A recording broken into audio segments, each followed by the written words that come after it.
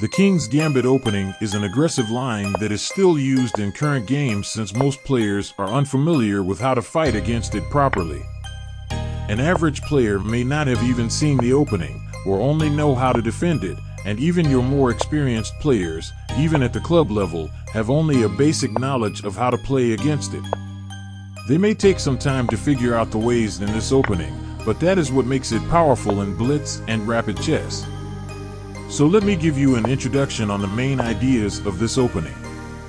By showing an interesting game played by American chess Grandmaster Nakamura against Grandmaster Andre Kim. White attacks black's pawn on e5 with the f-pawn, but the pawn on f4 is undefended, a gambit. This involves a sacrifice of material, commonly a pawn, in exchange for rapid development. In this case, white seeks to tempt black's pawn away from the center onto f4, which would give white the freedom to play d4 and e5. The move d4 will then uncover an attack by the c1 bishop on black's f4 pawn, and black will have to make further non-developing moves to retain it. But after he captures f4, white cannot play pawn to d4 yet, because of black's queen to h4. It's attacking our king, so before d4, we have to play knight to f3 to protect our king. And we prepare to castle as soon as possible. Common response of black in modern play is pawn to g5, reinforcing the pawn on f4. But this weakens his king side. Now we bring out another minor piece. Bishop to c4, putting pressure on the immortal weakness on f7.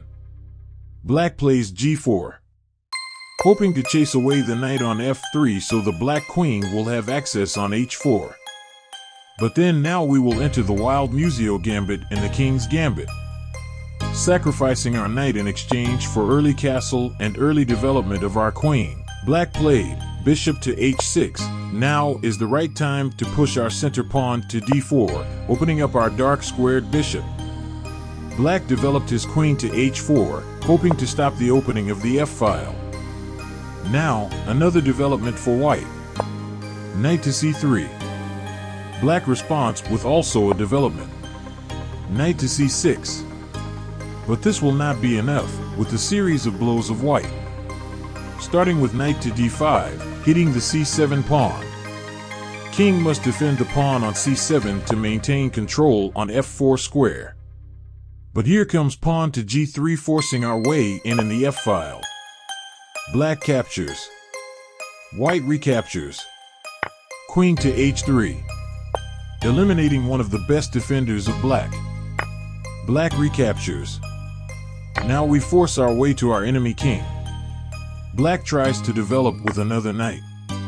But this doesn't work because of rook to f6 chasing away the queen.